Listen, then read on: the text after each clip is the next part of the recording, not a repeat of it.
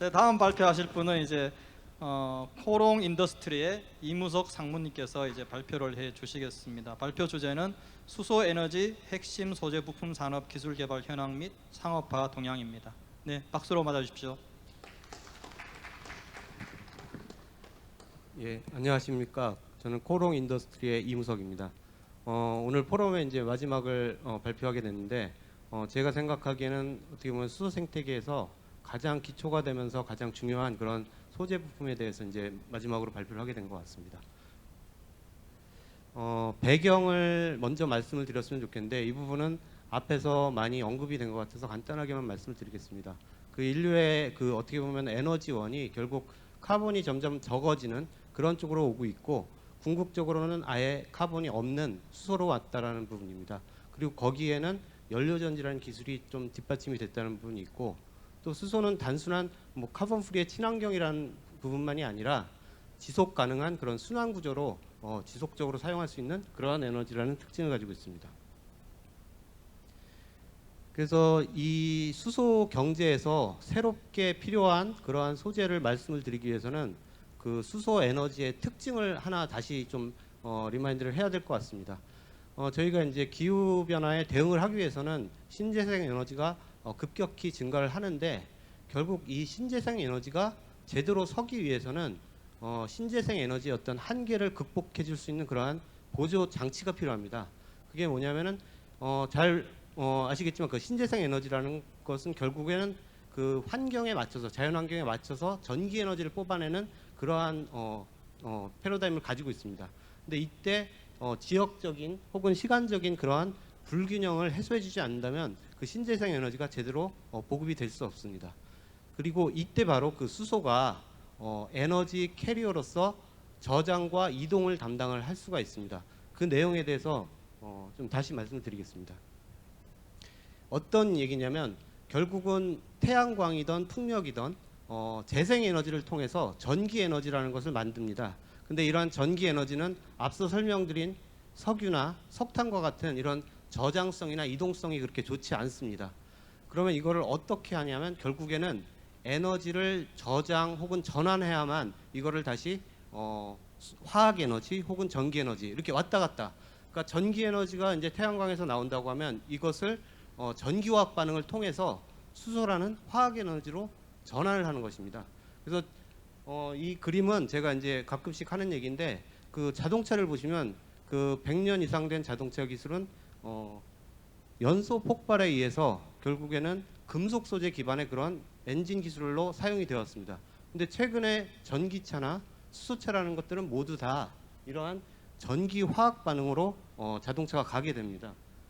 예를 들어서 배터리차 같은 경우는 에너지 스토리지에 해당하는 거고, 그 수소차 같은 경우는 에너지 컨버전, 즉 수소를 전기 에너지로 바꾸는 그런 부분이 되겠습니다. 그리고 수전해 역시 수전의 반응으로 진행이 됩니다. 그래서 제가 감히 말씀을 드릴 수 있는 부분은 이 수소 경제에서는 전혀 다른 새로운 에너지 패러다임이 나오고, 여기에 이제 새로운 소재가 필요하게 된다는 부분이 되겠습니다. 방금 설명드린 바와 같이 친환경 에너지인 신재생 에너지가 결국은 전기 에너지로 나오고, 이것을 다시 화학 에너지인 수소로 변환을 시키고 다시 이 수소 에너지를 필요할 때 전기 에너지로 바꾸는 이러한 것이 결국 연료 전지와 수전해라는 그런 반응이 되겠습니다. 그래서 간단하게 설명을 드리면 연료 전지 반응이라는 것은 수소와 산소가 가지고 있는 화학 에너지를 전기 에너지로 전환하는 그러한 기술이고, 수전에는 이거에 바로 역반응이 되겠습니다. 반대로 물에다가 전기 에너지를 가하게 되면 이게 수소와 산소로 분해가 되는 이러한 원리입니다. 그래서 수소 경제를 얘기하는데 항상 연료 전지와 수전해가 같이 이렇게 다니는데, 그러면 이제 여기서 보실 수 있는 거는 연료 전지와 수전해는 거의 같은 메커니즘으로 돌아가겠고, 여기에 사용되는 소재나 부품도 상당히 비슷할 거라는 그러한 생각을 하실 수 있을 겁니다. 그래서 제가 이제 오늘 말씀드리는 것은 이제 코롱에서 멤브레인이라는 기술을 가지고 한 15년 이상을 사실은 이쪽 연료전지 쪽에 연구와 이제 개발을 해왔습니다. 이 멤브레인이 그러면 이런 전기화학에서 어떤 역할을 하는지 말씀을 드리도록 하겠습니다.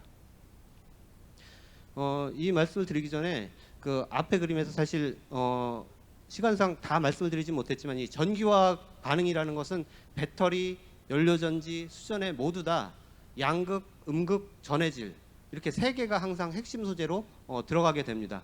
근데 연료전지나 수전에는 전해질의 종류에 따라서 여러 가지로 이렇게 분류를 하게 됩니다. 그래서 두산이 우리나라에서 활발하게 하고 있는 발전용 같은 경우는 고온의 PAFC가 좀 유리한 거고 자동차 같은 경우는 응답성이 굉장히 좋아야 됩니다. 그래서 저온에서 구동되는 그러한 PMFC 즉 고분자 전해질 연료전지를 쓰고 드론이나 건물용 이런 것들도 대부분 다 이런 응답성 온오프가 가능해야 되기 때문에 고분자 전해질을 씁니다. 그리고 수전에도 똑같이 역반응이기 때문에 쌍으로 다니는데 수전해 같은 경우 향후 신재생 에너지와 연계가 되는 앞으로 이제 제가 말씀드린 뭐 독일에서 얼마 전에 발표한 그러한 수전해 기술에 대한 얘기가 나왔는데 그런 것들이 다 신재생과 연계될 수 있는 수전해 기술은 기존의 알칼라인 수전해보다는 이런 PEM 수전해 즉 고분자 전해질 수전해가 상당히 유망하다고 그렇게 볼 수 있겠습니다. 코롱에서 사실 30년 넘게 이제 멤브레인이라는 기술을 가지고 정수기 혹은 수처리, 바이오용 이런 멤브레인 제품을 상용화를 해왔는데 이 멤브레인 막, 분리막, 뭐 이온 교환막, 고분자 전해질 막 이런 것이 어떤 뜻이냐면 멤브레인이라는 정의가 원래 선택적으로 투과하는 소재라고 보시면 됩니다. 그럼 앞에서 설명드린 바와 같이 배터리가 됐던 연료전지가 됐던 수전해가 됐던 그 전지 안에는 그 서킷으로 외부에 이렇게 이동하는 전자가 말고 이제 양이온이 이동해야 되는 그런 전해질이라는 게 필요합니다. 그래서 이러한 전해질은 결국 수소이온만을 선택적으로 통과를 시켜야 되기 때문에 멤브레인 기술이 또 필요하고 그게 바로 그 스택에서 연료전지를 만들어내는 그런 MEA가 결국 그러한 전해질 역할과 전극 역할을 하게 되고 그 다음에 코롱에선 또 그 연료전지가 또 잘 돌아가기 위해서 그 막가습기라는 것을 또 개발을 하였습니다. 이 부분은 뒤에서 다시 설명을 드리겠는데 어쨌든 결론적으로 말씀을 드리면 수소 연료전지 차를 이렇게 딱 열게 되면은 중심에 스택이라고 하는 핵심 부품이 있고 그것을 둘러싸고 있는 운전 부품 BOP가 있습니다. 근데 스택의 핵심 부품도 멤브레인 그리고 BOP의 핵심 부품 중에 하나도 멤브레인 가습기 이렇게 되어 있고 저희 코롱에서는 이 부분을 지금 사업화를 하고 있습니다. 그래서 먼저 코롱에서 하고 있는 것 중에 그 현재 넥소에 전량 공급을 하고 있고 국내 이제 건물용 업체에도 100% 저희 제품을 공급을 하고 있는 이 멤브레인 가습기에 대해서 먼저 설명을 드리겠습니다. 그 멤브레인 가습기는 한마디로 얘기를 하자면 그 전해질 아까 계속 설명을 드렸는데 결국 전해질이 고분자 전해질이라고 하는 그 멤브레인이 전해질 역할을 합니다. 근데 이 고분자 멤브레인이 제대로 된 그 이온의 통로를 만들어주기 위해서는 수분을 반드시 이렇게 흡수를 해야지만 그런 이온의 통로가 열리게 됩니다. 그래서 연료전지는 반응을 하게 되면 이제 잘 생각해 보시면 알겠지만 앞서서 수소와 산소가 만나서 전기를 만들면서 부생으로 나오는 거는 이제 물밖에 없습니다. 그래서 이제 무공해라고 얘기를 하는데 그 연료전지 반응을 하고 전기를 만들면서 자연스럽게 나오는 그 물만을 이렇게 선택적으로 아까 이제 멤브레인의 기능이 선택적으로 이렇게 투과하는 소재라고 했기 때문에 그 멤브레인 가습기를 통해서 선택적으로 투과를 해서 다시 스택으로 보내주는 그러한 역할을 하게 됩니다. 그래서 저희가 사실은 2006년도에 그 현대차가 굉장히 가까운 곳에 이제 연구소가 있었고 제가 사실은 이제 연구 개발부터 시작을 하였는데 그때 당시에 그 가습기가 이제 외산으로 외국에서 나온 유일한 제품이 거의 뭐 어마어마하게 비싼 뭐 거의 1,000만 원대에 가까운 지금 생각하면 자동차의 원가의 뭐 어마어마한 비중을 차지할 정도로 그렇게 비싼 가습기가 있었고 코롱에서는 그러한 고가의 가습기가 아니라 상용화 가능한 범용의 멤브레인 소재를 활용을 해서 개발을 하였고 그걸 통해서 단가를 대폭 낮춰서 상용화가 가능하게 하였습니다. 그 이외에 다양한 그러한 성능도 자동차에 맞도록 그렇게 설계를 하였고 특히 그림에서 보시는 카트리지 분할 방식은 저희가 특허로 가지고 있는 부분으로 그 가습기를 어떻게 하면 효율적으로 쓸 수 있는지, 그리고 설계에 다양화를 할 수 있는지에 대한 핵심 기술이 되겠습니다. 이러한 설계 기술을 활용을 하게 되면은 결국에는 보시는 바와 같이 다양한 용도로 이렇게 제품을 확장을 할 수 있고, 실제로 글로벌리 아직은 이제 이렇게 막가습기를 양산을 하는 회사가 없기 때문에 아직은 저는 이런 수소 경제의 이 소재 부품이 굉장히 초기지만 많은 그런 기회가 있다라고 생각이 됩니다. 다음 PEM 쪽은 이쪽은 이제 앞서서 설명드린 바와 같이 어떻게 보면 거의 주방에서 보는 랩 같은 필름처럼 생겼습니다. 근데 겉으로 보기에는 필름인데 이게 전해질 역할을 한다는 게 어떤 의미냐면, 그 필름을 만드는 소재 자체가 이오노머라고 해서 특수한 소재로 만들어서 그것을 활용하여 필름을 만들게 되면 이게 이제 이온을 전달하는 그런 능력을 가지게 됩니다. 그리고 이러한 PEM이 실제로는 그 연료전지 핵심이 되는 스택에 상당한 원가 비중을 차지하는 그런 특징을 가지고 있습니다. 그래서 코롱에서는 현재 내구성과 경제성을 고려해서 이러한 겉으로 보기에는 랩처럼 굉장히 얇은 PEM이지만 멤브레인의 한계를 뛰어넘기 위해서 거기에 이렇게 튼튼하게 만드는 뼈대를 집어넣은 그런 강화복합막 형태로 개발을 하고 있습니다.